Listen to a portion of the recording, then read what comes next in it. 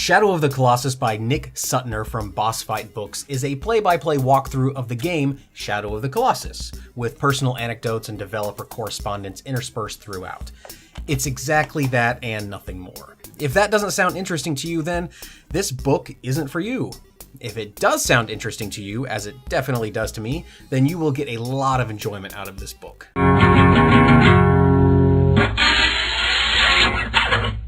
The author, Nick Suttner, has written for EGM and OneUp.com.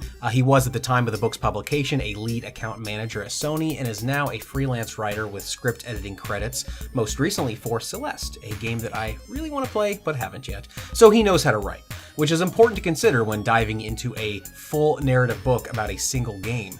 Plenty of people love games and would love to wax eloquently about them for almost 200 pages, but few people actually can. And that's what Boss Fight Books does very well, and where Nick Suttner, who calls Shadow of the Colossus his favorite game of all time, comes in.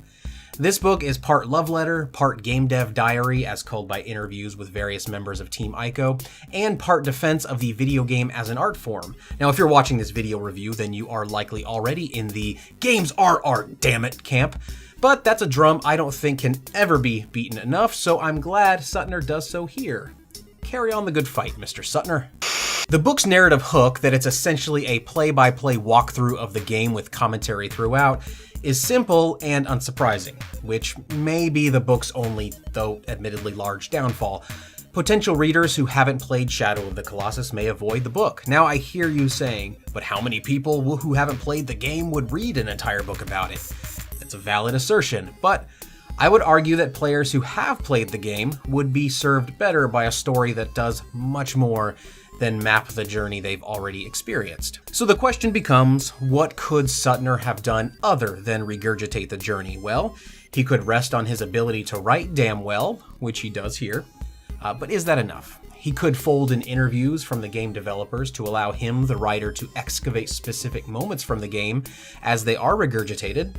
He does that too, very well. But still, it's missing something. I think the book is too comfortable with simply documenting an experience. It doesn't contribute to the larger Shadow of the Colossus conversation. It points out how great the game is, it allows the creators to justify why the game is great, but it doesn't carry that conversation forward. For a game as awe-inspiring as Shadow of the Colossus is, a game that I have to believe is capable of ongoing conversation, this book unfortunately doesn't carry such a torch. But the fact remains, if you like reading and you like the game Shadow of the Colossus, then there's no reason you shouldn't read, and you shouldn't enjoy this book. For those people, and I am definitely one of those people, it's a must read.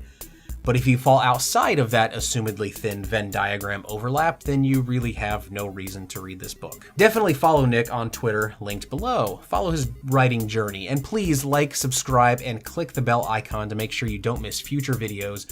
If you're still watching this video, then you obviously like it, right? So it only makes sense to share it and subscribe to this channel, because I do lots of videos that you will probably enjoy. So thank you for watching.